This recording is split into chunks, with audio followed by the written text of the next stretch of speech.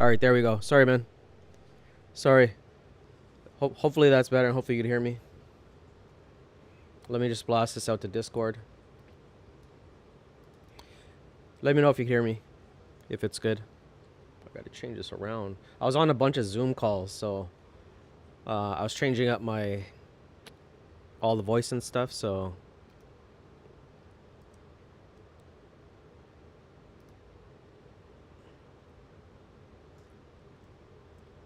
all right, you can hear me. Good.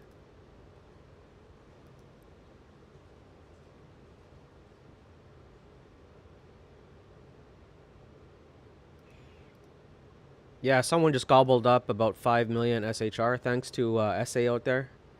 That how come my noise ain't working here? Hold on.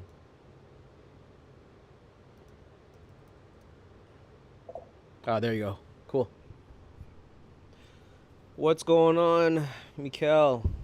Casual in HD. Gamble on it. Sad crypto noises. Yeah, that is sad. Panic buying, but trying to prioritize based on highest ROI. Yeah, it's hard. Let's take a look at the charts and see what's going on. You know, let's just flip open Bitcoin because Bitcoin is just going to be the dominant kind of player. Let's open up TradingView. You know what? I published a chart. Let me just see if I can open it up again. Oh, here it is. Perfect. Awesome. Let me just share my... Let me share what's going on here.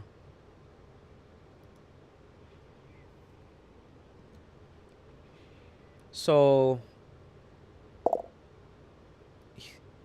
This is Bitcoin dip that happened. So, look at this. We have...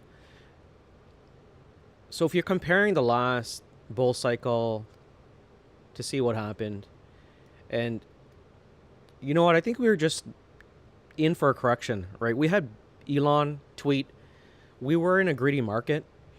We had NFTs, we had meme coins, we had a lot of, and like I've been saying before, like we need retail dumb money to come in, and that's what came in.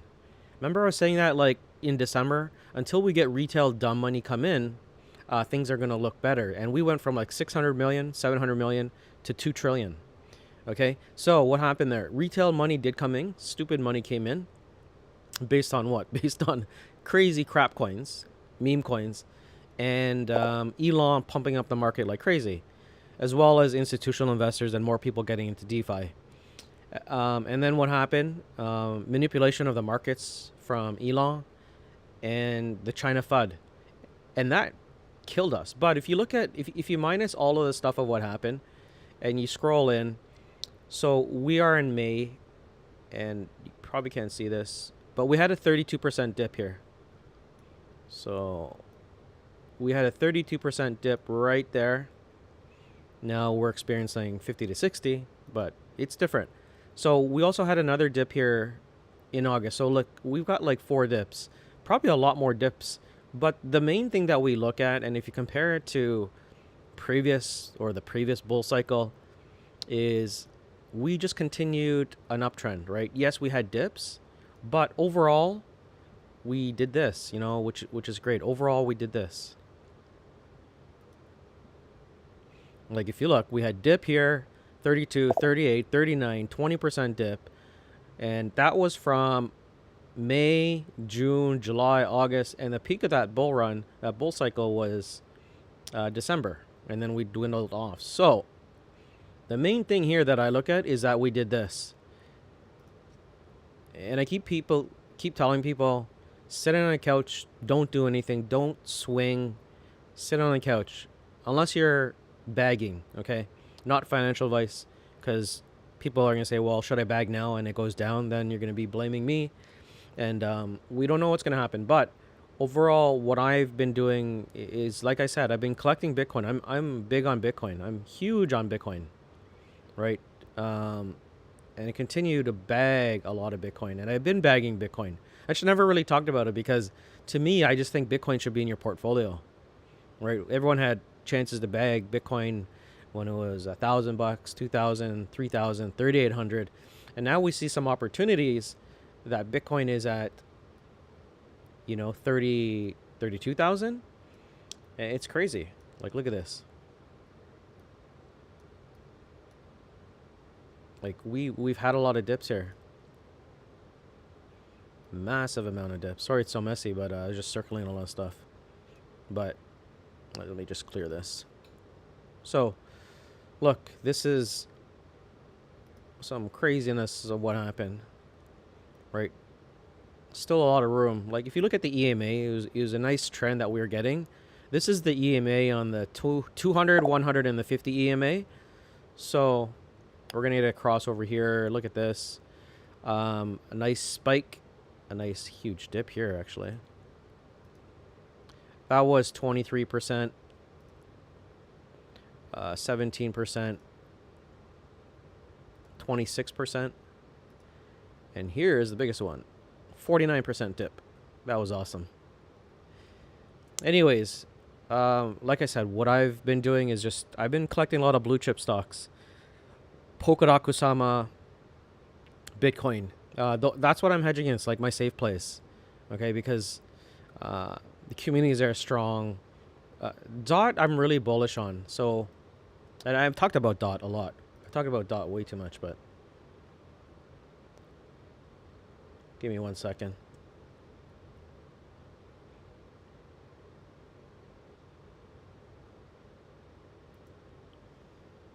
Here we are. So I don't know. Like I'm gonna actually wait for tomorrow. I'm gonna wait until tomorrow and just see what's going on. See if I'm gonna bag more or bag today. I don't know. I'm still debating. I think I might bag a small piece of Bitcoin. Let me look at my portfolio again. Sorry, let me just share this.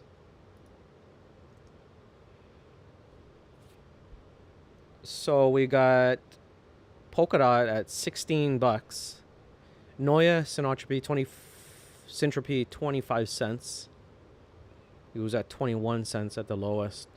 Bitcoin 33. Could we see a $29,000 Bitcoin? Maybe. I think so. Yeah, everything just went crazy down the VeChain 079. Kusama. Wow, Kusama 237. We were at a $615 Kusama, which is crazy to think. Komi, wow, Omi is taking a brutal hit. They haven't been able to recover. I like Ikomi because, you know, out of all the NFT players, they've got the marketplace. They're burning. The product is out. That's one of the key things. Is like out of all the players and the competitors in NFT, it's just not a white paper. They got the product out and it's burning. That's a key. The product is out and they're burning and they're doing sales. So that's why I'm still bullish. Like, I know a lot of people are saying, oh, you know, economy's not going to make it, but, you know, give it time. Like, their platform is out. It's built. So, and they're burning. That's a key thing. Like, everything, there's transactions. There's transactions happening for Ecomi. So imagine as we get further down the road in Ecomi and they come out with those NDAs and the partnerships, because they said they've already got the partnerships. You can't fake a partnership when they explicitly said we're with GM. Because if they announce a partner, then maybe that's, you can't turn your back and say, oh, okay, that's FUD. No, that'd be like false advertising. But they've said that they have partnerships with GM. And if a company says that they've got a partnership with, you know, a certain brand or manufacturer, that's real. You can't just say that, go back. Then you'd be getting a lot of lawsuits after you. False advertisement. A bakery swap was $8, went to $2. Refinance is at the levels that I bought at. So I bought Reef is a good one if you're looking at getting into Reef. I bought Reef around 0.19, so it's at 0.194. That's pretty crazy. Cardia Chain, wow. Cardia Chain is down 0.43. Painful. Yeah, everything's painful. Refinable. I bought at $1.70. My refinable is low. Share token. At least share token is not 0.16. Share token 0.19. BSC pad. I bought more BSC pad just because I wanted to get a higher level ship for IDOs. So I ended up buying more BSC pad to up my level to platinum level. Auto farm. I had it in a farm. I took it out. Bondly, wow, crazy. So I bought Bondly on the 37 cents dip, and then I shorted it. I ended up selling it, and I was like, oh, okay. I took a slight loss on that one, but I bought something else. I think it was Bunny. Yeah, I got into Bunny at $7, and I came back up. Anyways, for everyone who got into Bog Finance, that one is going to take a long time to recover. That was a risky play. I actually put in like 5-6 grand into Bog, and probably won't recover for a long time. But hey, man, it's risk. Goose Finance launch pool has been taking a hit, constant decline. Pancake Bunny, not bad. People ask me like, what should I do? I'm like I said, just sit on a couch. Don't do anything unless you're bagging, unless you're buying. Take advantage of these dips. These dips create millionaires. Not financial advice. Do your own research. Panther swap 70 cents. Ouch. That's the thing with yield farming, man. You're expecting to get a lot of rewards. You collect Panther, the native token, and then you're yield farming for about like $100 a day, and now you're making like $50 a day. And this is why I always talk about like diversification and stable coins, and take profit too. Don't be afraid to take profit. I've been taking profit through ATM machines where you could take a max out of like 3 grand. Like I paid for so much of my stuff, my daily expenses, my living expenses, the stuff I like to do, like, you know, my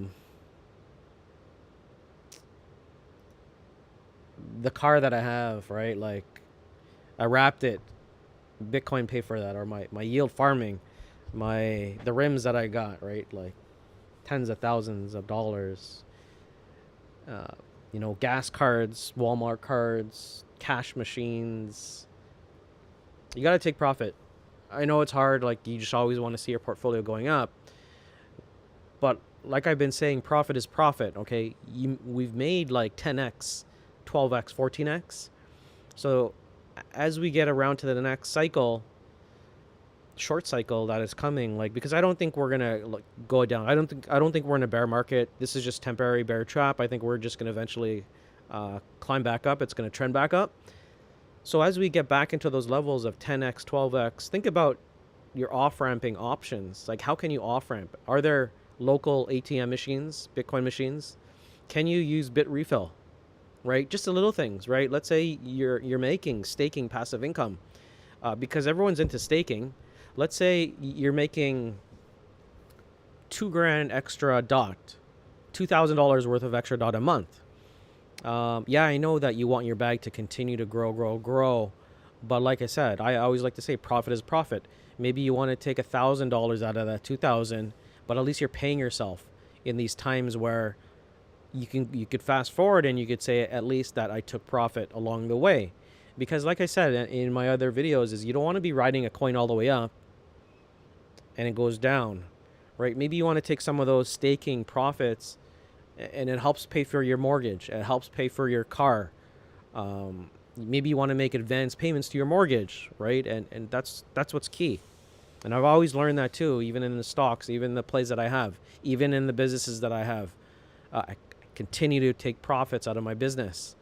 I don't reinvest everything back into the business. I do, depending on year end, and if I'm going to get taxed or if I'm going to show too much profit, I'll actually look at the balance sheet. I'll look at how much we've made and think about and talk to my accountant and say, where can I allocate some money where it's kind of like an expense that, yes, benefits me either in growth or in taking it out as dividend without getting penalized too much where the corporation has made too money, but it also kind of benefits me at the year end. So you talk to your accountant, but you think of those same strategies, and you apply it to crypto of taking profit, right? Just like I said, profit is profit. I know we can't go back and say, man, I right now everyone's like, man, I wish I took profit, but hey, it's not too late because I think this is just temporary, like slow.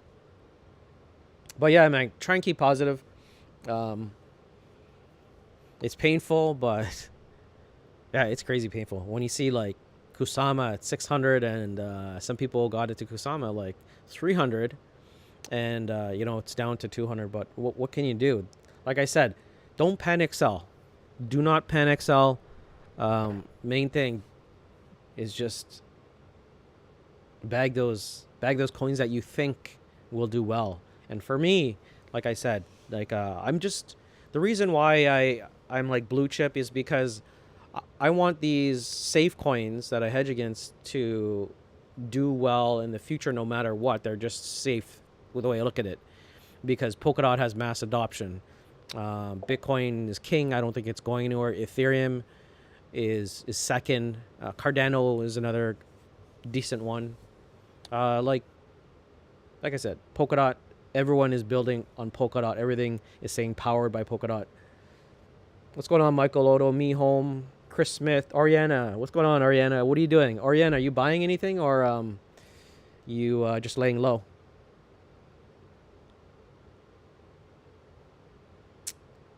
Yeah, Elias, man. Elias. Emotional roller coaster. Me Home. It's been a wild ride, yeah. Super wild ride. Gookzilla says crypto is not dead. Hell no, I know. That was just a little catchphrase. Crypto's not dead. Far from dead because I'd be angry if it was dead.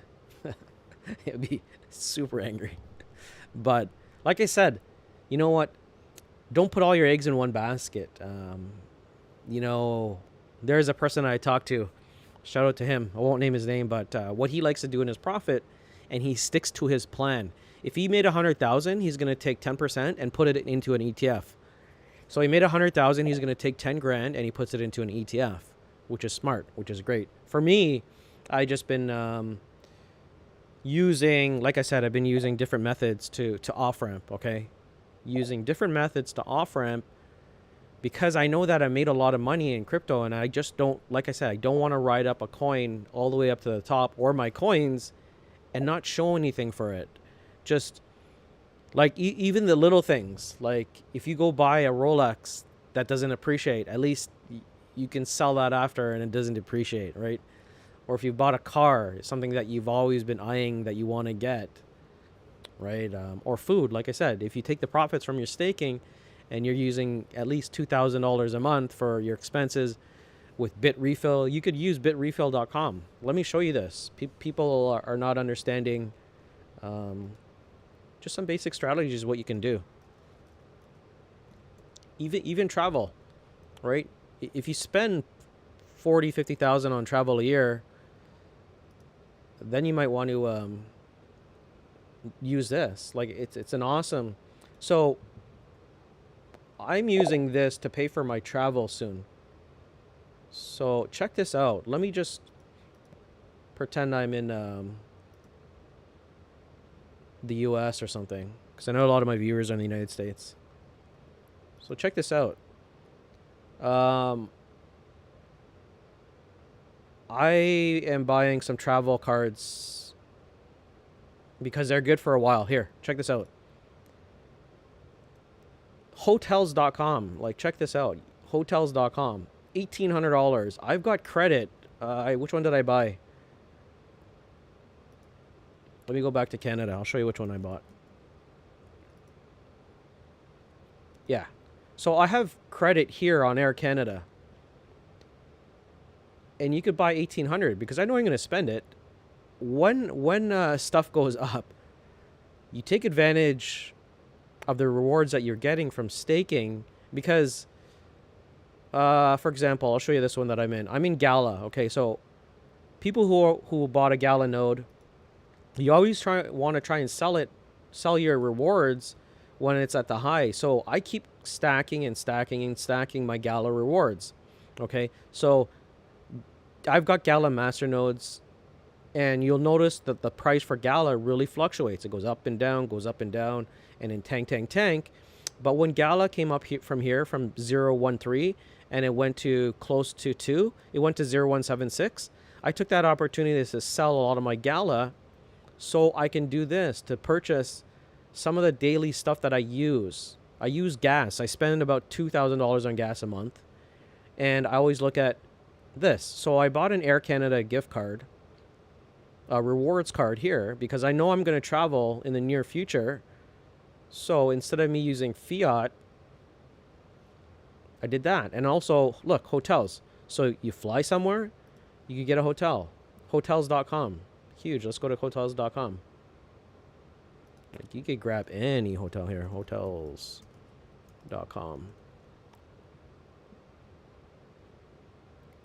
So with hotels, you could book so much. Apartment resorts, condos, hotels, bed and breakfasts, destinations. Like, hotels is a huge site.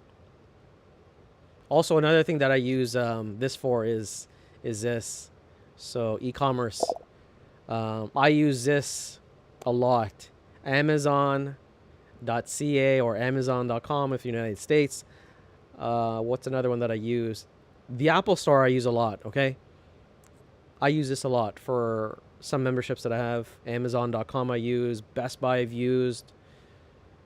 What else? But, you know what? And that's the thing is, like, and when I say profit is profit, at least I'm pulling out of my rewards or skimming it off the top.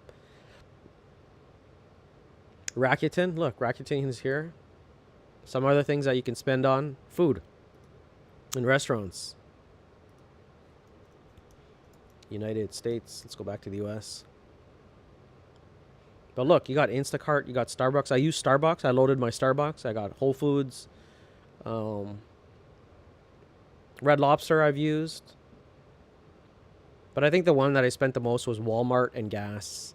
And then ATM. So let me go to local ATM.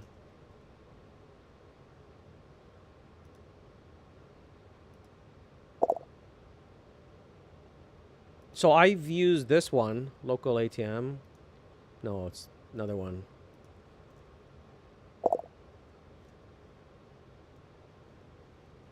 Instacoin.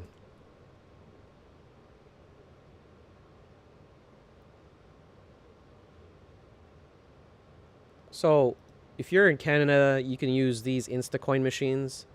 It's easy. Like, if you go to online pre-sale, you could come over here and go and pay with Bitcoin, Ethereum, Litecoin, Doge, Dash, BCH, ETC, USDT. Look at all the payments that you could do. So you can select USDT as a payment or Litecoin, and you can just select, like, they got all of these ones in Montreal, and you select it. The way it works, you enter your phone number, they text you, then you enter your code, then it'll say, okay, deposit how much do you want. And then after, you just go to the machine like this, you click on redeem, enter your phone number, it texts you, put it in, and then it starts spitting out money. The maximum you could take is 3,000. So use that for off ramps if you can.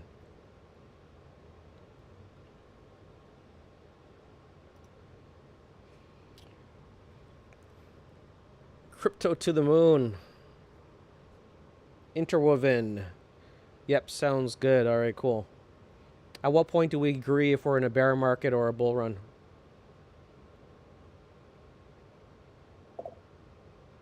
You know what? We have to play it by ear. I don't think we're in a bear market. This is just like a bull trap, bear trap, and I think we're just gonna have these dips. Like I said, I showed in my last chart that we had about 4 large corrections. We had 4 large corrections before the peak of the bull run. And that's why I said, like, I'm really looking at taking a lot more profit when we get towards the end of the year, like September, October. I'm not going to be greedy, okay? I'm not going to be greedy is the main thing. I'm going to take profit. So hoping, and you hope that your coin is going to be included in this bull run. So the coins that you pick will make a big play and factor in how much you make, right? Because the way I look at it, people are saying, well, why do you buy Bitcoin? I'm not buying Bitcoin because I want to make the most money in this bull run, in this peak of the bull run. So I'm not buying Bitcoin right now just because I think I'm going to make a huge sum of profit for September, October and exit. No, I'm buying Bitcoin because I believe it long term, that I think it'll get to 250,000. So when I buy Bitcoin and people follow me or say, why did you buy Bitcoin? It's not because I'm looking to make the most amount of money. So that's why I say the coins that you invest into, make sure that they're going to be ready for the bull run, because you don't want to miss out on the opportunity that your coin is going to be inducted into the Hall of Fame, inducted into this Bitcoin bull run, right? So some of the things that you want to look at is the adoption of the product. Is the product being adopted? Is the coin being adopted? The community. There's so many factors being involved, like when you talk about, because I looked at so many other people's portfolios, and a lot of people have coins that are just sitting doing nothing. The volume isn't there. The community isn't there. It's too new of a coin. So that's why I said, like, you really have to look at your portfolio, not financial advice, but maybe you want to spread it out a little bit more instead of having like 99% of one coin. When you have one coin, that's tough, okay? Because every coin has its time. And I shout out to Manifest. Manifest, if you're watching this, man, I don't know if Manifest was 100% into one coin before, but one of his picks that he had was Luxo.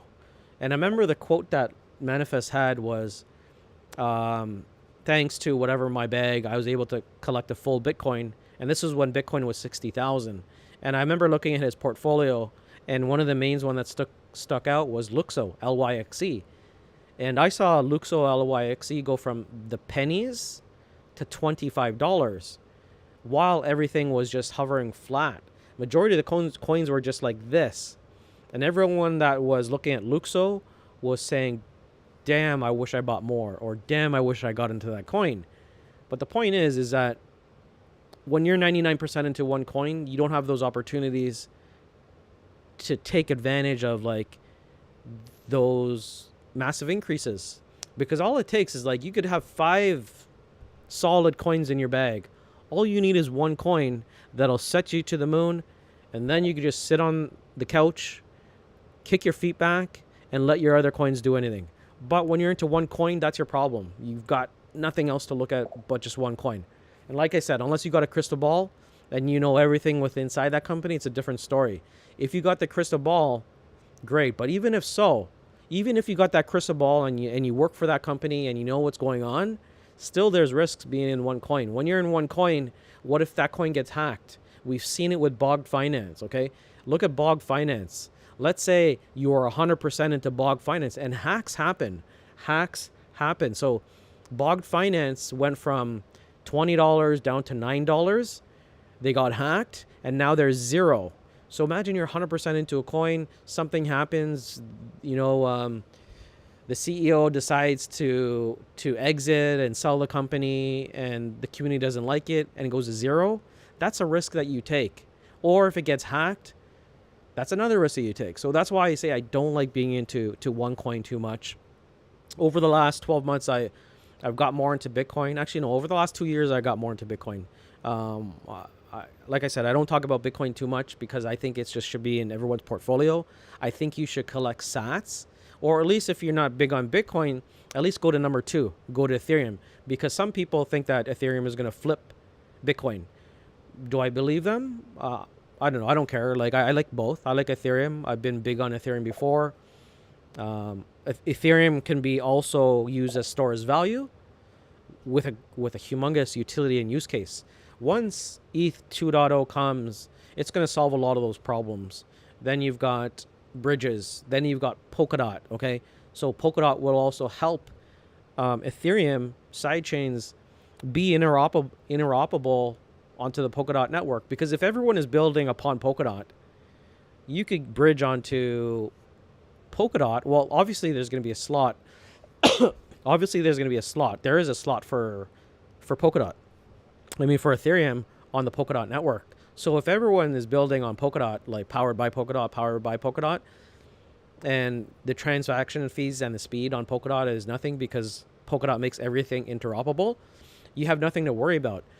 Then as Ethereum 2 comes out, it could be used as store as value because it's number 2. In order to catch up to number 2 and number 1 in Bitcoin, you have a long way to go. Right now, cryptocurrency is so new, but that's why I just keep hedging my bets against for Bitcoin and Ethereum and Polkadot. The reason why I say Polkadot is because it's powered by Polkadot. Everything is growing and building on Polkadot. So why not join the wave and take some safe bets? That's the way I look at it. So, anyways, and like I said, the last bull cycle, it ended around December of 2017 into 2018. We're not even there. We're not even close. You look at the previous cycle, it was the same thing. Okay. But it extends more and more. So I think we'll start to enter the bear market. Maybe it could be in January, February, March. But in the event that it's around the same time, let's say it's around December, and I'm just speculating, that's why I'm taking profit around September in Q4, September, October, and November. And you want to make sure that you've got multiple coins in your bag, because all you have to do is just hoping that, let's say out of that one of the 5 coins that you have in your bag, at least one could pump. If one pumps, maybe you want to think about like, okay, man, I want to take my initial investment out and cash it out. And if I lose the rest, great. If I make more and they continue to pump, that's awesome. That's great. But be happy and set a plan. And don't forget to say, hey, even if I have a plan to sell my coin at, let's say it reaches $100,000 a coin or whatever, some stupid number. Let's say my coin reaches $100,000. That is my plan when I'm going to cash out. And I'm going to be happy even if it goes to 150 to 200 because it's profit. I don't want to be greedy, but at least I don't want to ride the coin all the way up and suffer when it goes all the way down, because you don't want to live through what 2017, 2018 was, and you didn't take profit. That's all I'm saying is just kind of open your eyes and think of different ways to off-ramp, okay? I know some people that use their family, their relatives, and they off-ramp in different countries because they can't off-ramp because of the state taxes are too high. So they got cousins in different parts of the world that can do things differently. I know I'm not recommending it, okay? I'm just saying there's different ways of doing it. Not financial advice, not tax advice, but you got to think outside of the box. If your state is like 20% plus 46%, and they're taking like 60% off of it, that's a crazy amount. So you might want to look at different ways. You might want to start looking at different investment opportunities, like Portugal, moving and all that stuff. So Ron, SA is buying dot Kusama dips. Yeah, so SA, that's what I'm bagging is. Right now I'm just in a dilemma of what do I bag more and how do I spread out the percentage? Do I buy more Bitcoin? So I've been bagging Bitcoin the last week. I've been buying a lot of Bitcoin.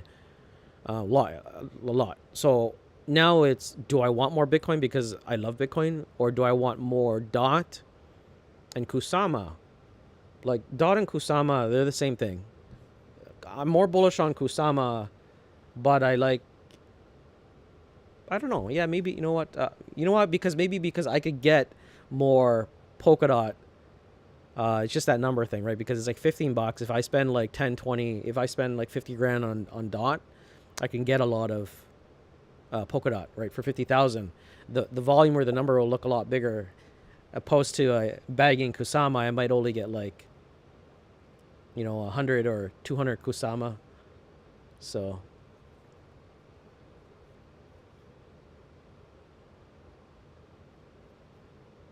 overextended.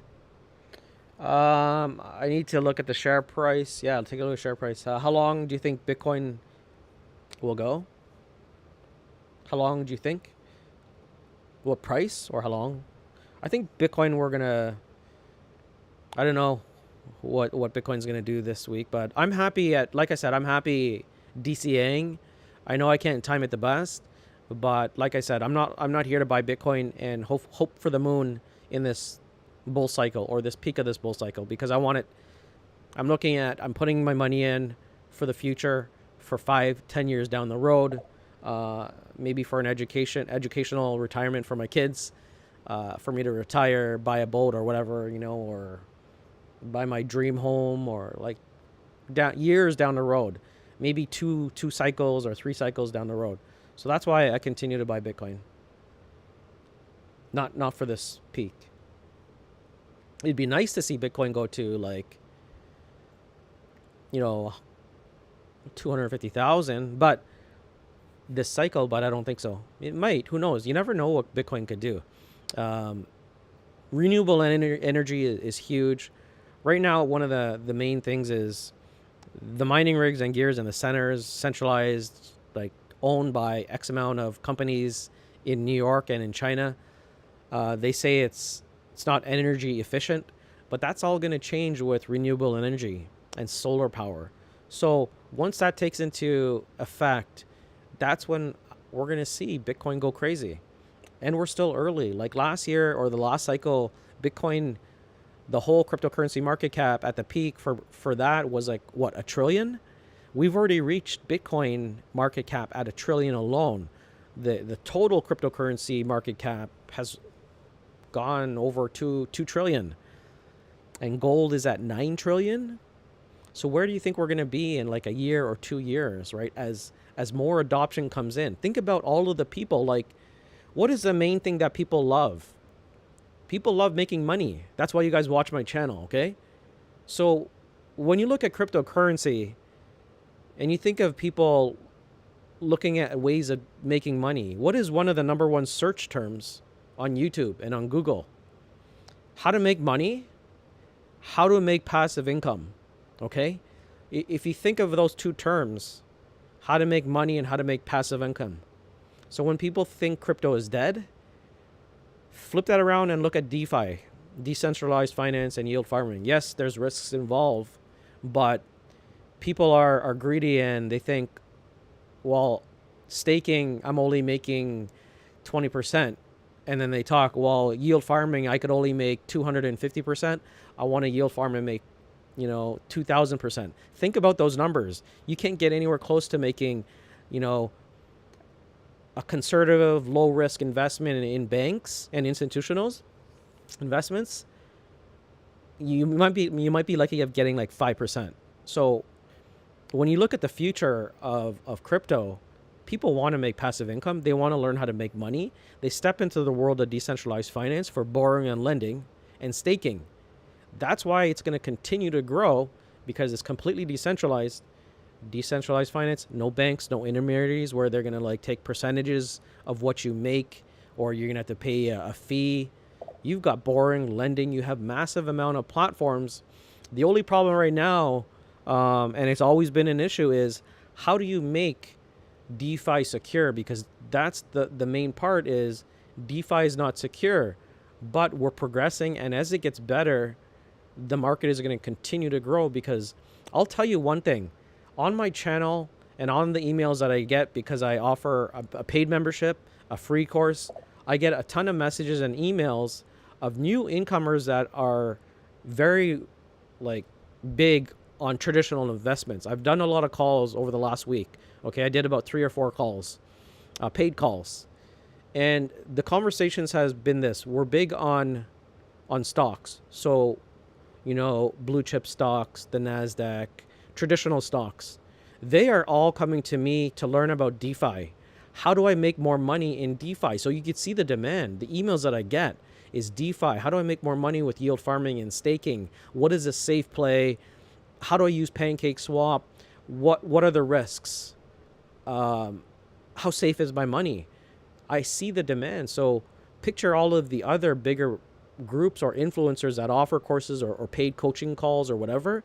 Think about them and their investors that are coming to them and asking the same questions. So where do I see crypto going? Even in a bear market, I just think DeFi will continue to grow crypto, because everyone wants to make money. Everyone wants to make passive income. Everyone wants to make a side income, or someone wants to be an overnight moon Lambo. So crypto's not going anywhere. Pick the right coins and hedge, diversify a little bit, right? Even if you're 100% into one coin and you're either on the team, just think of other ways or different ways of diversifying. Just got to be smart about your money.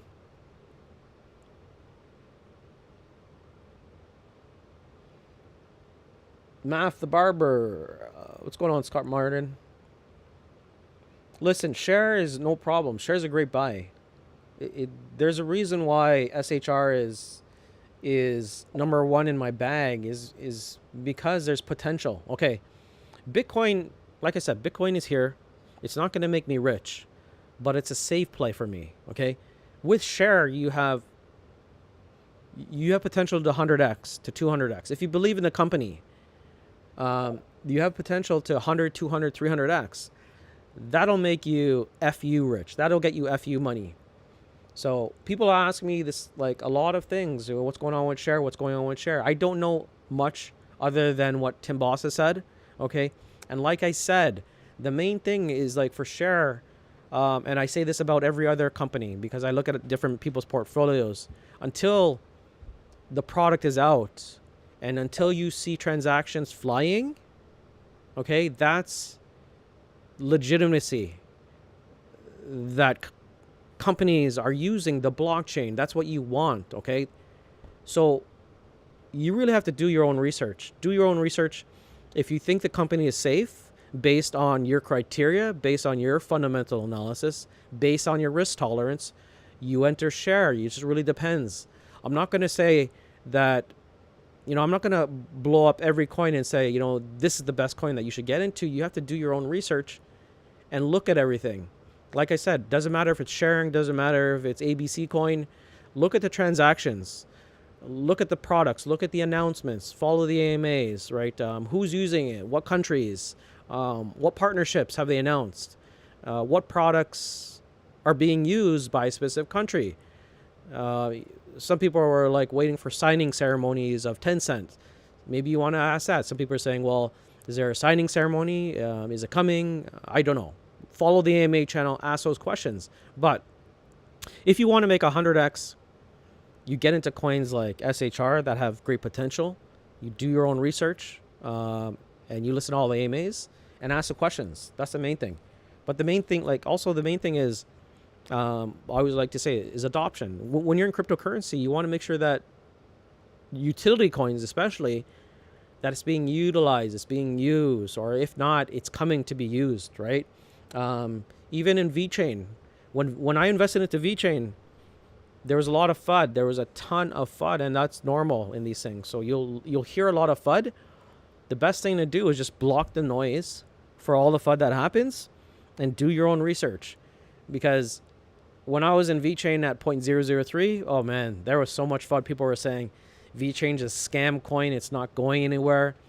But if you did all your research, you would notice that they had signed partnerships with like BMW, Walmart, and you can't fake that. If you say that we are working with Walmart or we're working with BMW, you can't fake that because VeChain will get sued. That's false advertising, and that's just not right. They'd suffer. They get a lot of consequences against that. So you want to look at news. And then when I was looking at that, there was transactions on the blockchain, the VeChain stats, the manager, it was firing. That's the key. The key thing is like there was transactions on the network and it was firing.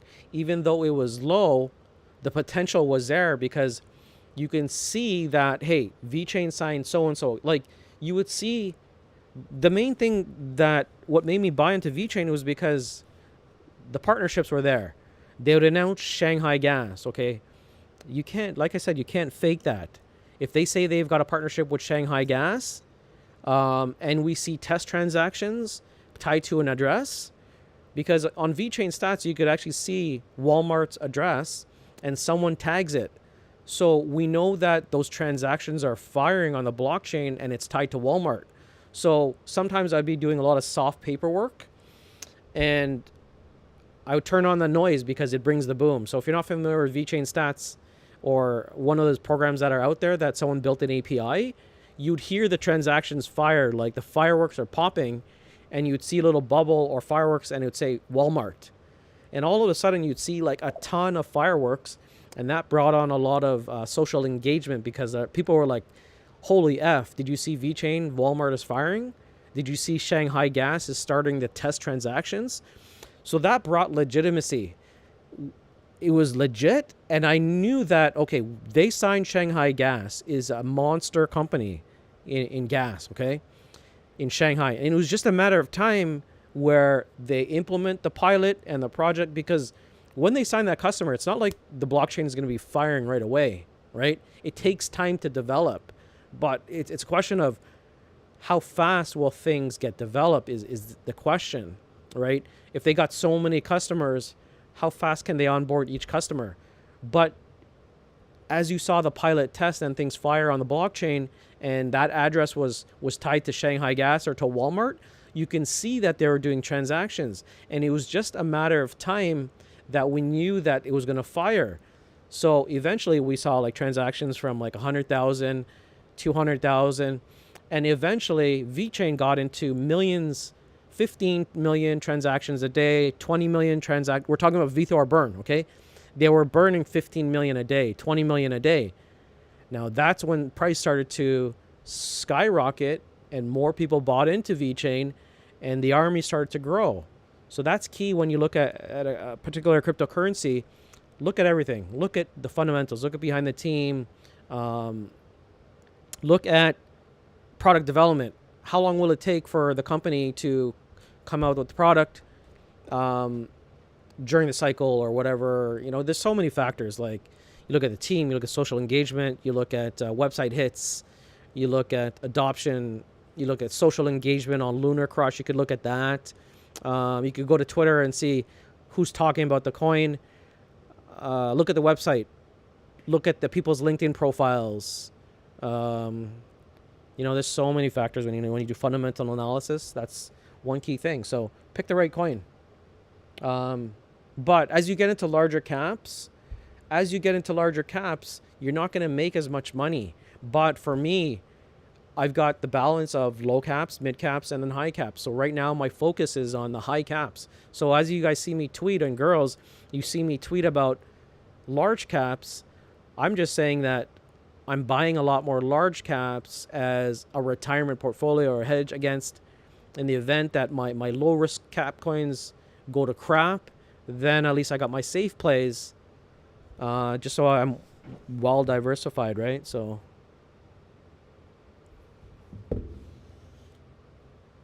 yeah, VeChain's a monster though. I love VeChain. VeChain's wicked.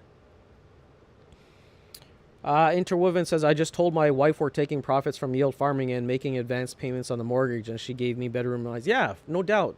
Like, sometimes you just want to take a little bit of profit, but at least you can say that you took profit, okay? Like, whether it's a vacation, because let's say you spend 5-10 grand on a vacation, okay? You spend 10 grand on a vacation. That's magic internet money that you've taken out, okay? So that's magic and internet money that you've taken out, and at least it doesn't have to come from your paycheck that you and your wife are taxed on, and that took you 5 months to make, or whatever, however long it took you to make. So, but you know, like I said, as long as you took profit, that's the main thing.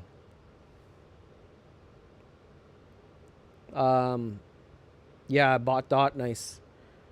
What's going on, Mike Show? Nishant, should we invest? Hell, yeah. Not financial advice, man. I'm investing crazy. Polkadot Bitcoin for me right now. 2,000 a month.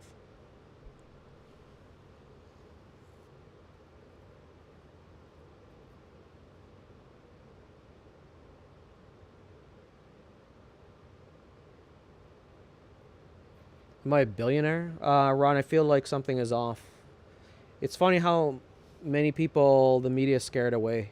Yeah, it's true. And when you look at media, and ignore all the media, because everyone is going to say crypto is dead. Bitcoin is dead. People are going to laugh. Turn on the news tomorrow, Monday. People are going to laugh and say, ha, Bitcoin went from 64 to 32,000. It's a scam. Don't buy it. Bitcoin's not a scam. Crypto's not a scam. There are scams out there, but it's not a scam. I think it's bear trap. Yeah. You think in the bull run refinable will rise? Yeah, I think refinable will rise. Okay, so this is a great question. Can you be too diversified? Yeah, you can be too diversified, but it depends on your goal. So I like to bag heavy in like 3 to 5 coins. Okay, 3 to 5 coins bag heavy, and in my lower part, these are in my lower part are um, maybe like anywhere from $1,000 to $10,000 investments. Okay, maybe 15, maybe 20. Okay, maybe 20 grand in the lower part of investments. But my 3 to 5 coins that I bag heavy in, I care, and they're safe plays, combination of risky plays. My lower coins are, if they pump, great. If they don't, I'll care a little bit.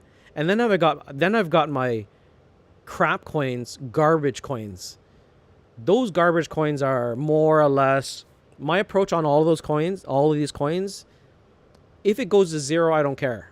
Even Bitcoin. If my whole portfolio goes to zero, I don't care because I've taken profit out. I'm already in profit. I've already taken out my initial investments. I'm okay.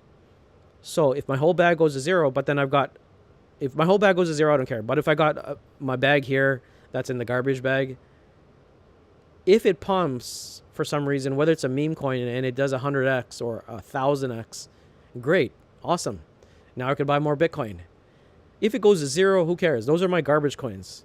In my, like I said, in my lower tier bag or middle, that might be like 20,000 and under investments per coin. That's fine. Like if it does something, great. But I care more about what's in my top bag. So it depends on your strategy too, right? Like you could be too diversified. Let's say I wouldn't want to see a portfolio where like it's 1,000, you got 10 coins and all of them, you've got like 1,000 in each. So you have, 1,000 times 10. I'd rather go like 30% into one coin where you think is very strong, 10 to 15, maybe 20, and that you hedge against something big. But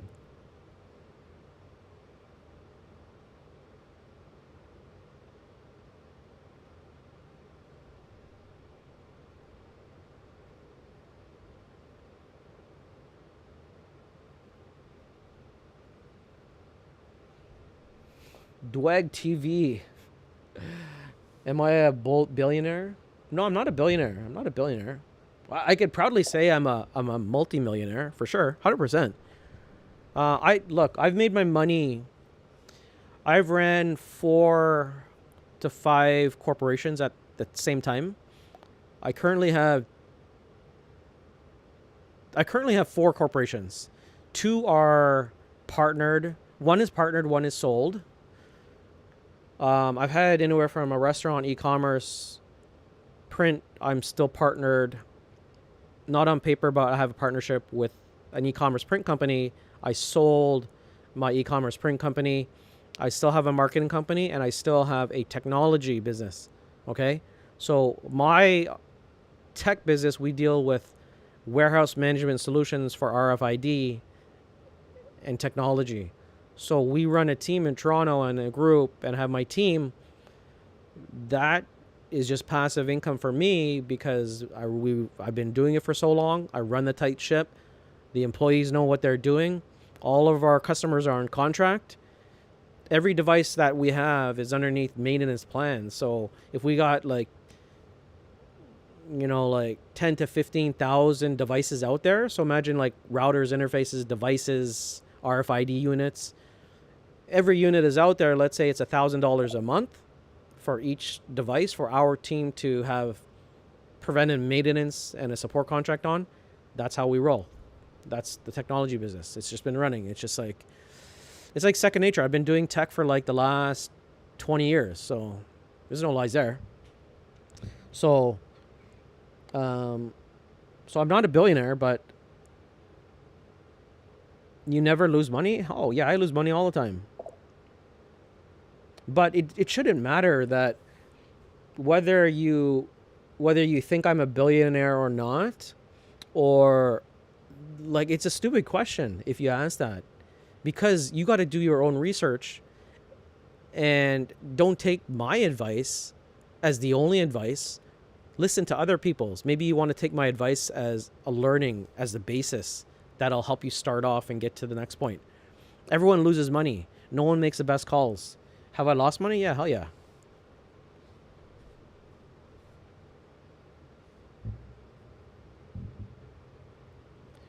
Yeah, there's a reason why I always buy, because I don't take all of the fiat and all of my paychecks that I make. We have we have income that comes in consistently. I yield farm. I have gallon nodes. I've got 8 gallon nodes. Okay, those gallon nodes might maybe bring me anywhere from $5,000 to $15,000 a month. So I've got an extra $15,000 a month that I could spend on crypto. I've got income from businesses that if I want, and if these dips come, like here, you know what? Look, check this out.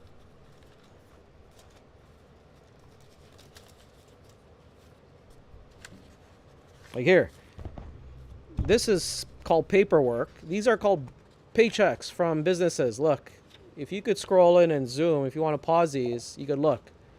This is checks. These are called checks. Right? These are called checks. So whether you want to believe me or not, I don't care. It's all good. But the way I've set myself up now is like I yield farm. I've got gallon nodes. I've got master nodes. I've got different streams of passive income. Staking. We're talking about Polkadot, Kusama. So if you've been in crypto for a long time, you've probably, well, it depends on how much money you've put in. If you, like I said, if you put in $2,000 into VeChain, when I talked about it, you would at the peak you would have had 280,000. So think about it. If you put in 10,000, how much would you have? And if you cashed out and took profit, at least you could have put in a lot of that into stable coins or some kind of staking, or maybe you sold some of your VeChain because you put in $2,000 and you made 280,000.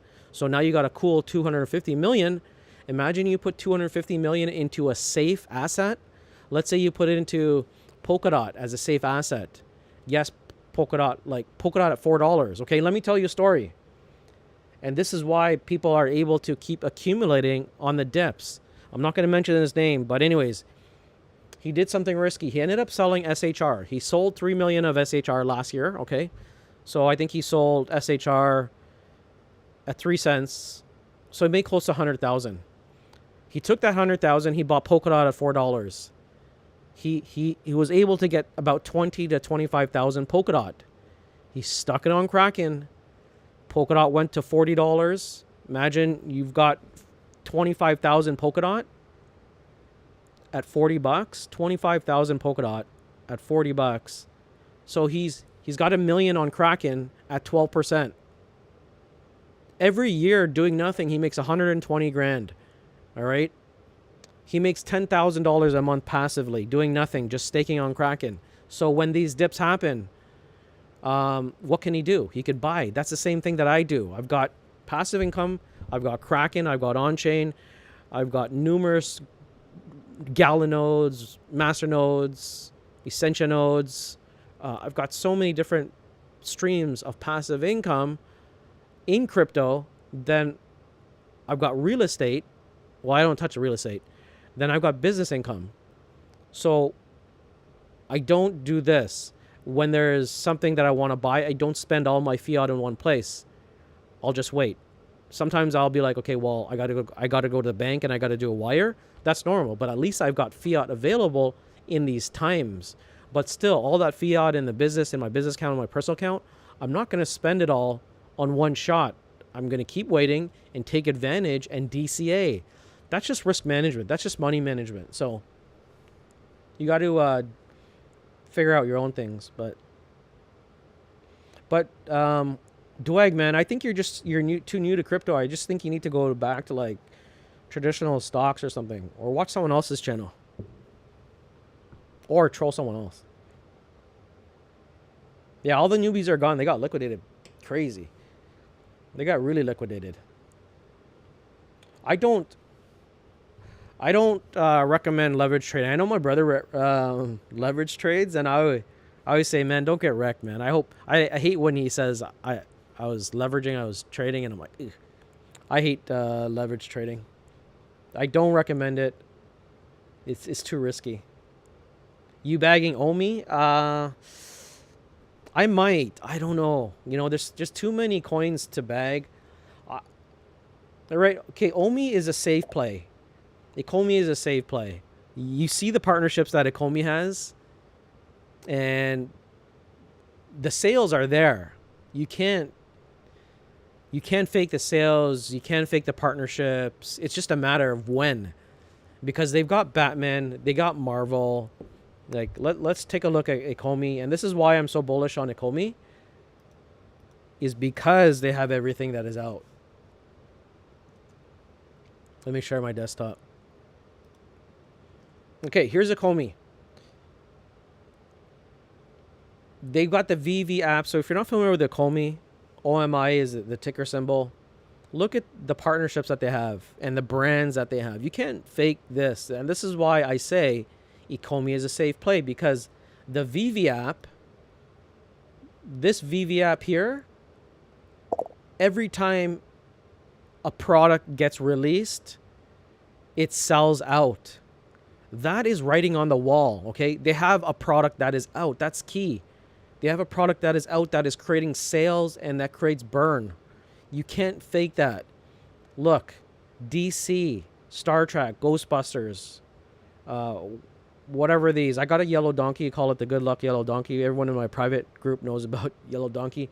But the main thing is, like, when you look at a company to say if it's a safe bet, just ask yourself, who are their partners? Have they been revealed? Are they firing on the blockchain? And are they doing sales? Every time they come out with Back to the Future, it's so bad that the app crashes. The app crashes. That's a good sign. Yes, it sucks. They should obviously do better things with their technology. But the thing is, I look at Ecomi and it's safe because it's adopted. They've proven the partnerships are there. You can't fake this. Superman, black and white. And there's also a lot of speculation about Pokemon, right? If Pokemon comes, this is huge. Their app is already done. Get it on Google, get it on Apple. And like I said, it's writing on the wall because every time they have a sale or a reveal, it crashes. That means there's a lot of demand for it. So where do I think Ecomi is going to go? I think it's a safe play. Yeah, it's taking a hit. It sucks. But I think it's just going to do awesome. So this, I actually, you know what? I might even change my mind just because I convinced myself just talking about it. It's super low. I ended up buying, like I said, everyone knows how much I bought because I talked about it. But this is an awesome price. It's a really awesome price. So that's, I know DC. Shout out to DC. I think that's your number one bag now. But is that DC? I think you said that's your number one bag.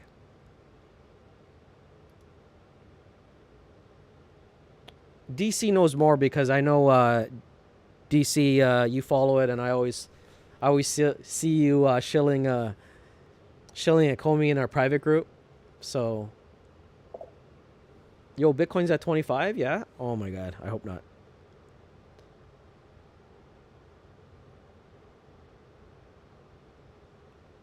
Yo, Bitcoin's not at 25. It's at 33. Man, you scared me. If Bitcoin was at 25K, I'd be scared. I'd be super scared. Give me 1 second.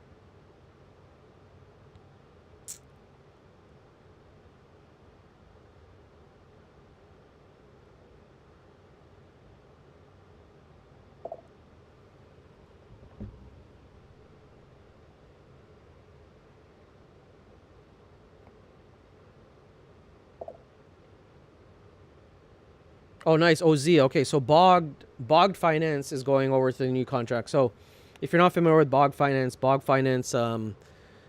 like I said, they had an exploit. So we saw a Bog go from $9 to zero. So the new contract is moving over. So do we have to do anything with Bog Finance?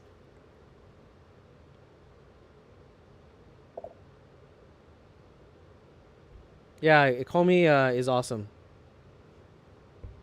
Long term, we're good.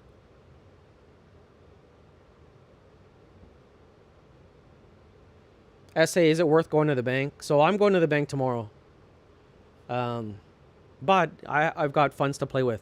So I spent a lot of my fiat stablecoins. So I bought a lot of Bitcoin. I bought a ton of Bitcoin. Um, Bought Polkadot. Maybe I don't know. Maybe I'm okay with. So with Bitcoin, the only thing I don't like about Bitcoin because it's so safe. I store it, but with Polkadot at least you can get a return, so you can get money. So if Polkadot goes to a crazy amount like $100, picture all of the Polkadot that you have, and the money that you can make passively with Polkadot. So that's why I like Polkadot, and like I said, everything is built on Polkadot. So thoughts on who bought B Pro with mortgage money and now severely wrecked? Yeah, anyone that buys crypto, it's so hard. I know some people that have sold their house for Bitcoin at 10,000. I thought they're a little bit crazy. It's risky, yes. It's timing, okay. You have to. There's different ways, and I'm not going to recommend it. I would take the risk on one of my properties if I could. I would sell one, and I would bag all Bitcoin right now. I would, but it's not my primary mortgage, and I've got also different streams of income, so I'm okay doing that. But if it's your primary home, it depends on everyone's situation. Like if you can sell that home and you can rent for cheaper, and then you've got a lot of liquid cash, and then maybe you stick 50,000 or 20,000 into a yield farm. If you put 10, 20, 30, 40, 50 into yield farm, you can make like $200 a day easy. That's like a salary, and then you don't have to work. So if you sell your house for $1 million and you've made like 400 grand cash in there, and you put a lot of it into Bitcoin, and you put 50 grand into like a yield farm. Yield farm is risky, yes, but you can make an easy 10 grand and live on cash. Use Bitcoin machines, use refill cards, continue to swing trade and make money different ways. So risky, yes. Would I do it? I'd do it on one of my properties, but if you just had one property, um, I think I would still do it, right? But it's risky, and I don't know if I'd be able to sleep because you're always watching the markets, right? But if you had your mortgage and let's say it's only like you've got 300,000 left, but it's going to net you 700 out of that because it's been appraised and you were able to sell and you've got like 700,000 out of it, I wouldn't be worried because you only owe 300,000, you pay the bank back, and then you're just kind of like riding on house money and you're renting. Hell yeah. Because sometimes you could rent, and when you own a mortgage in Toronto or in Canada, you got to pay a lot of property tax. You got to pay for heat and hydro, and all the maintenance that's involved. And sometimes it's just better off renting for $1,000. It includes your utilities, your internet, and everything else. Set and forget. Live in a basement apartment. Live minimal style. That's all right to me.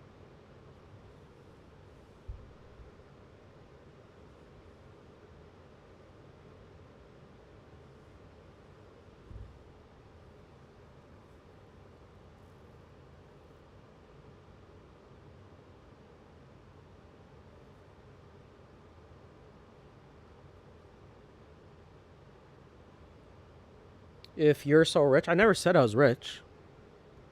Rich is Rich. There's a difference with why is my background screen why is my background screen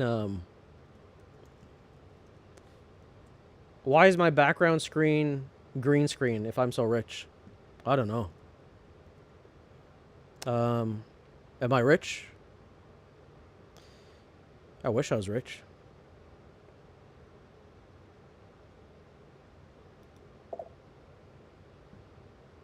Anthony Ryan.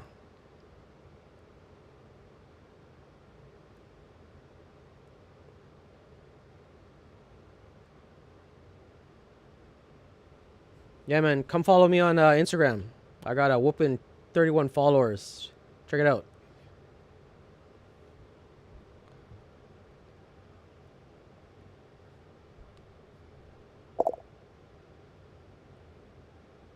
Ugh.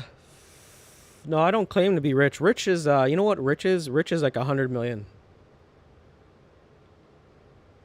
I wish I had 100 million.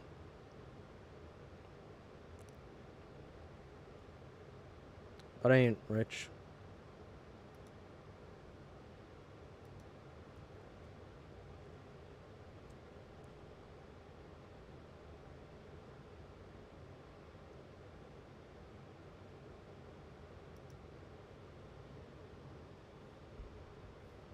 Matic has big future or ETH 2? ETH 2. Matic, so when it comes to Matic, like for scaling, ETH, having things faster and price, still I still like to use BSC. So Binance Smart Chain. Binance Smart Chain is great. BSC pad. So anything for like yield farming transactions, because more coins are coming on to BSC pad. So that's huge.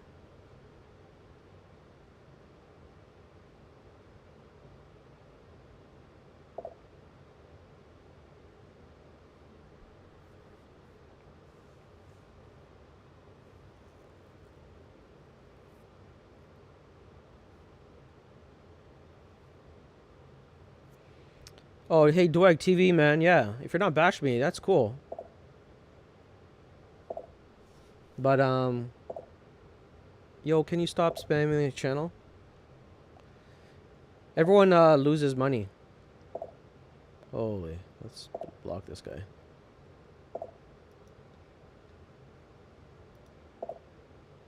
Banned. What happened in all the paid affiliate tokens that were shilled to death by influencers like ShopX? Yeah, ShopX. Yeah, ShopX went to some crazy number. Even ShopX went to some crazy number, and AOS went from like $2 to like $1 something, I think.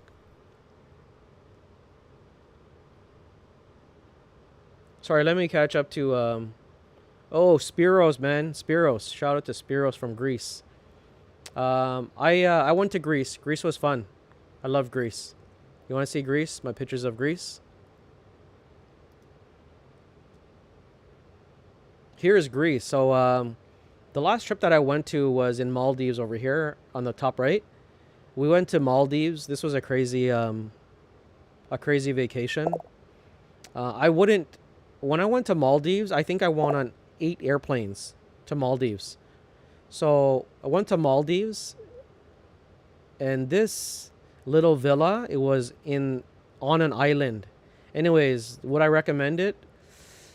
I'm okay sleeping on the floor. My wife likes these expensive vacations, but when you go to Maldives, these places around Christmas, it's about $4,000 to $5,000 a night in Maldives to stay around December. So we stayed there maybe for a week, but it was expensive. Would I do it again? If it was a direct flight, yes, but you gotta hop on a seaplane, this plane. Anyways, Spiros. This is Santorini. I really like Greece. Greece, the people are friendly, beautiful country. The only thing that scares me is like the hills. We went to Oya. We went to a lot of like stuff on the hills. It was crazy. It was Greece was awesome. I like Greece a lot. This is in Santorini too. Santorini.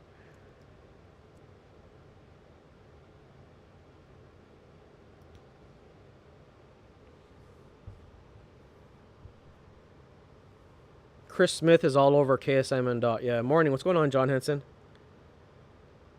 Will ETC ETH? Do you think the bear cycle started now? No, I don't think the bear. I think it's just FUD. People are scared. Okay, that's what's happening. Retail is getting out. People are scared because they see China, one of the biggest countries in the world, is getting out of, is being banned. You know, it's just FUD. So I don't think it's not the bear market. Yeah, they should discredit him. I think Elon should be banned. Elon should be banned um, from tweeting because it's ruining a lot of investors that come into crypto that are new. People don't know how to handle it, right? So people don't know how to handle it. It's crazy.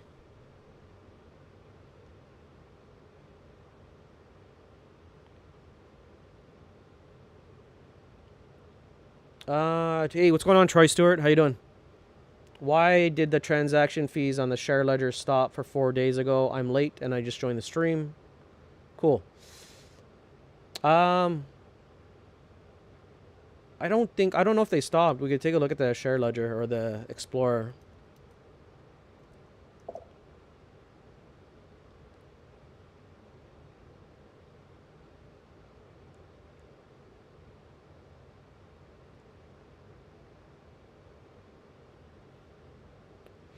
Yeah, Elon. It's it is what it is. It just there's a lot of new people that are coming into crypto, and Elon influences a lot of people. So, but it's good for our bags for people who want to accumulate. Like I love like when he, it sucks, yes, but he's accumulating. So Troy Stewart asked, "What's going on, Renchi? How you doing, Renchi? Did this transaction stop for the last 4 days?" Let's take a look at. So if you're not familiar with the Sharing Explorer, you can take a look at Sharing Explorer, Share Ledger. This is what you have to watch for transactions. And like I said, you just don't want to be late to the party because once this blows off, it's too late. So if you believe in what Sharing is doing, if you think of what Travela has done, Travela has gone from like 30 cents to $8 just on paying for crypto, paying for your travel with crypto. So Sharing is going to have that module in as well. So what do you think the price is going to go to? It's just a matter of time. So you don't want to be late to the party when this kicks off. I know that it's kind of up and down, but give the team some time about transactions because we know that they're doing the testing on the share ledger, the app, etc.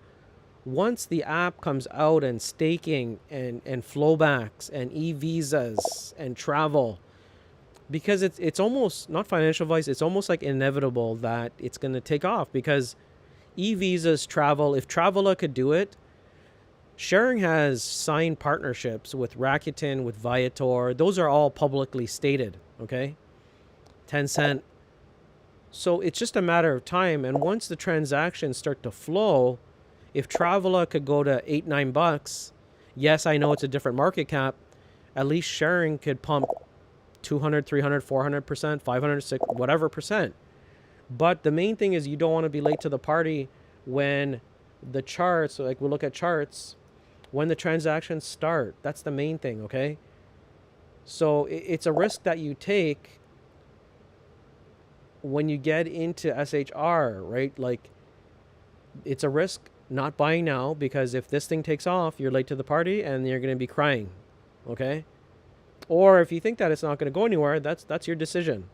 But I'm just telling you that if you look at the fundamentals of SHR, the team behind it, the CEO, the visionary, the leader, they have a lot going for them. It's just that there's delays, and I know people are mad, and we're in a bloodbath. Everything is down. You just don't blame SHR, blame the whole cryptocurrency market. But like I said, this is a share ledger charts. Maybe they're doing testing. I don't know. So if you look at this, maybe it's just testing. Okay. But you have to make your own decision. Maybe this is gonna fire and just boom the crap. But you don't want to be late. So the question is, do you want to take the chance and not bag at these levels and it might go up? You have to do your own research. You have to ask. I'm not one to answer why this has gone down because I don't know. You know what? It'd be awesome because I think Tim is going to be doing an update for the community. Maybe he'll do a live and just say transactions are going to start pretty soon. So I know that like everyone knows that Tim said that the 500,000 transactions are going to come out soon. To me, I think it's just once the app comes out and it's ready, I think we're going to start seeing that. But right now, I think maybe they're doing some forks. Maybe they're doing some testing. Maybe they're doing upgrades. So because it is the weekend, so maybe they're prepared.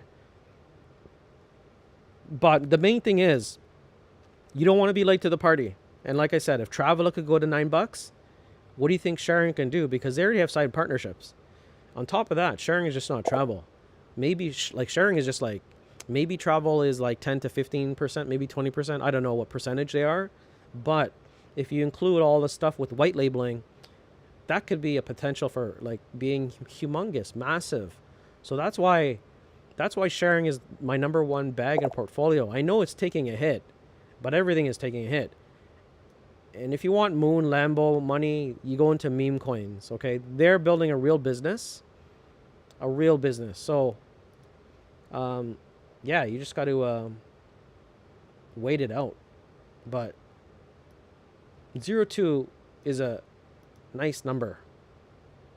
That is really like to pick up a million, to pick up an extra, like I was thinking, okay, to pick up 5 million is like 100 grand. That's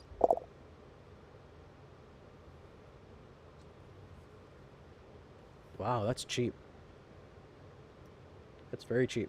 I was just doing a little bit of calculations thinking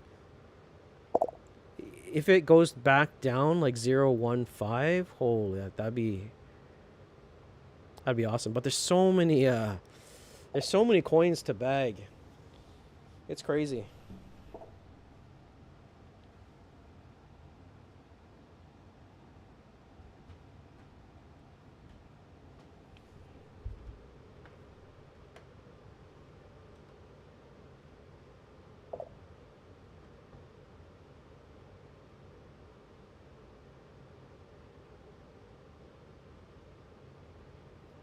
Any leads to legit broker? I need one.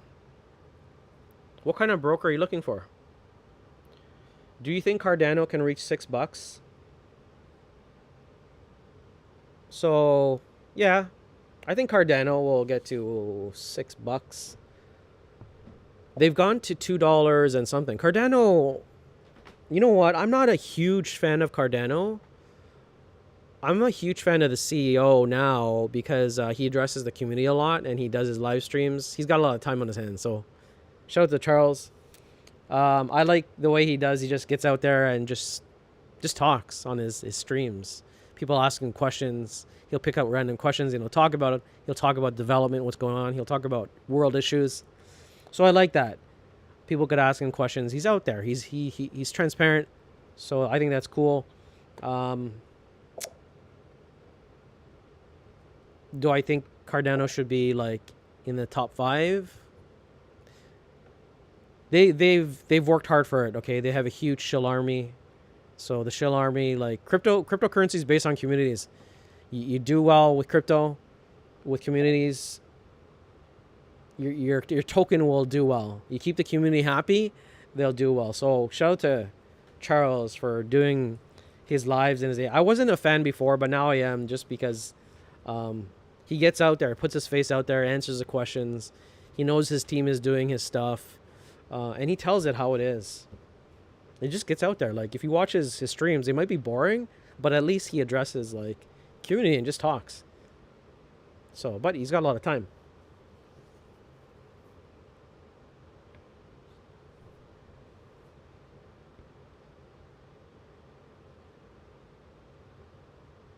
I agree with the infinite corner. So Elon makes the crypto look scummy because it's influence, and I think it hurts the new investors who don't know anything about crypto, and then someone with big influence talks about it and it tanks, because people's got their life investments in, and maybe they've overinvested.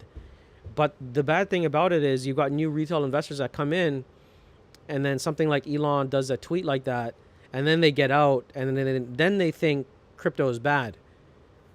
And let's say this never happened with Elon, and he never came out with that tweet, we'd be in a better situation.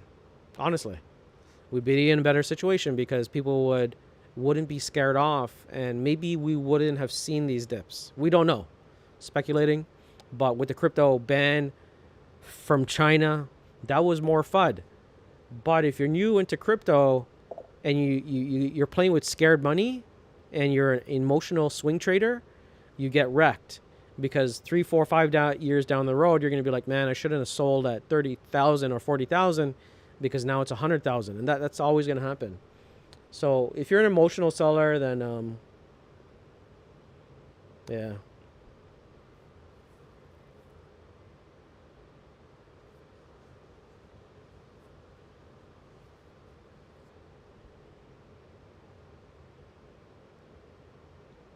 What's going on, Rich Kid Troll?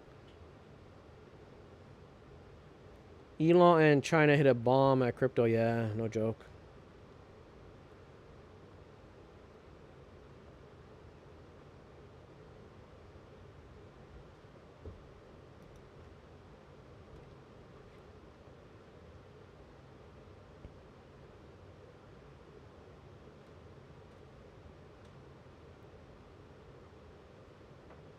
Cool, Rich, Troy Stewart, man. That's awesome. Taking your kid out. I'm glad you're spending time with your kid, man. That's important. At least you're not looking at charts, man. Sometimes when you look at charts so much, and you look at crypto so much, sometimes you got to step away and just enjoy the time with your family, enjoy the time with your kids. Like that's the main thing. So good for you. At least you're spending time with your kids. That's what I'm gonna do after this. Just go hang out with the kids, and it's cool that you're riding a go kart. But I'm glad that you're wherever you are, your country's open or your province is open. Because right now Toronto's somewhat in lockdown. So yeah, Toronto's in lockdown. Cases are going down for COVID and all that stuff, so it's good.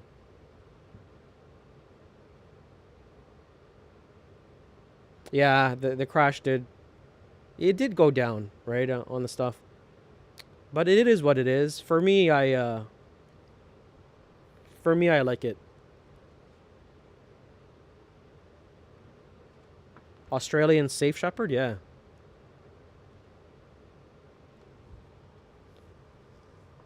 Great dev team, Bog. You know what? OZ, man, that play better pan out because it's on you. Anyways, OZ got me into Bog Finance because when Pancake Bunny took a dip, we got into Pancake Bunny, and we were able to make money on Pancake Bunny. So that was good. We made a lot of money on Pancake Bunny. The same thing happened with Bog Finance. There was like a flash exploit. It went down, but hey, it's crazy. There's so many scam coins, but again, there's also so many coins to bag and buy. I don't know what coin to buy. It's just crazy to see which coins to buy.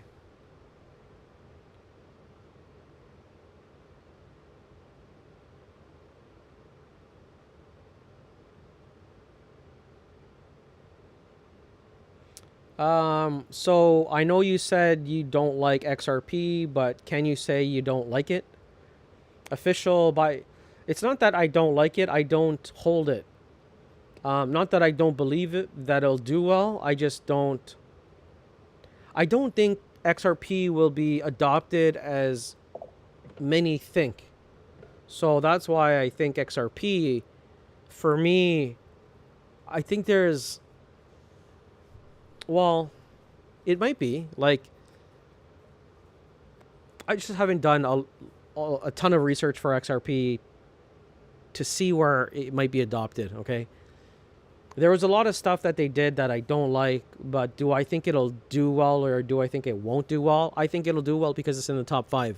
Like I said, if you have an altcoin that's in the top 5 and you have a big shill army and the army is happy and they want that coin to go up, I think, not financial advice, I think XRP will do well just because it's in the top 5. Like I said, when dumb money comes in, they're going to look at the top 5 coins and say, hey, XRP deals with banks. It must be a safe asset to invest into. They'll eventually put money into it. It's in the top 5. You can't go wrong. Top 20, you can't go wrong. VeChain, you can't go wrong. VeChain is top 20. You can't go wrong.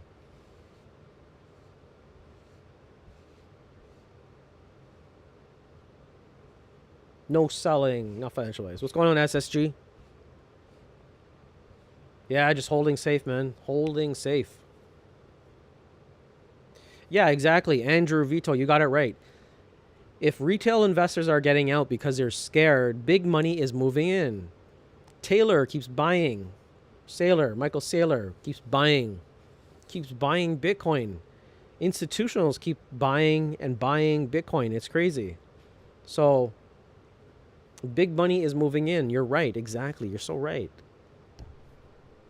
Down 50K? Oh, man. It's going back down. Thoughts on ETC? I don't know anything about ETC. But yeah. Bitcoin, my fave. I don't know what to bag, man. There's just too many coins to bag. Everything is so low and everything looks so nice to buy. So, I don't know. VeChain, yeah, 100%. For me, I like VeChain. At these prices, yeah, VeChain's nice.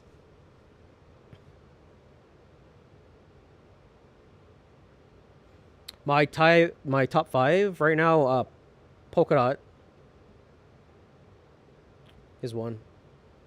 Anyways, I've been on the stream for like an hour and a half. I got to get back to the real life and look at some coins and figure out what I'm gonna buy tomorrow. I hope. Let's take a look. I hope yield farming. I love yield farming. Yield farming. I love. I just hope. I hope the prices stay low. Bitcoin 34. I think we're gonna bounce, which sucks. Yeah. See, like Polkadot was 15. Now it's at 17. I should have went to the bank today to get some more cash. Kusama is nice. $250. Wow.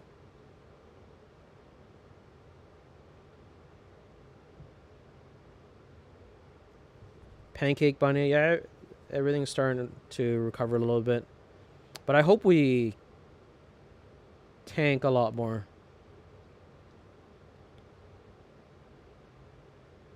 I missed this. Polkadot at 14.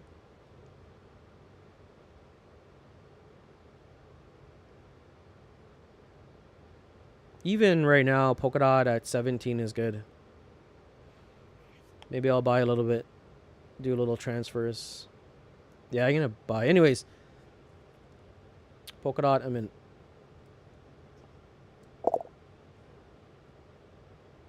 Elon is bagging a massive amount. Because Elon is crazy.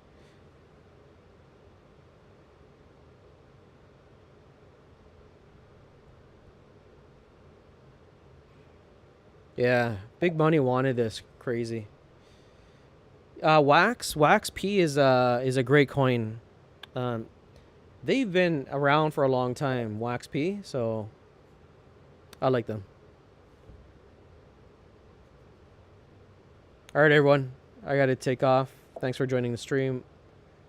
Yeah, Polkadot is a crazy steal. I'm going to bag some Polkadot right now. Anyways, I'll see everyone later. Thanks for joining the stream.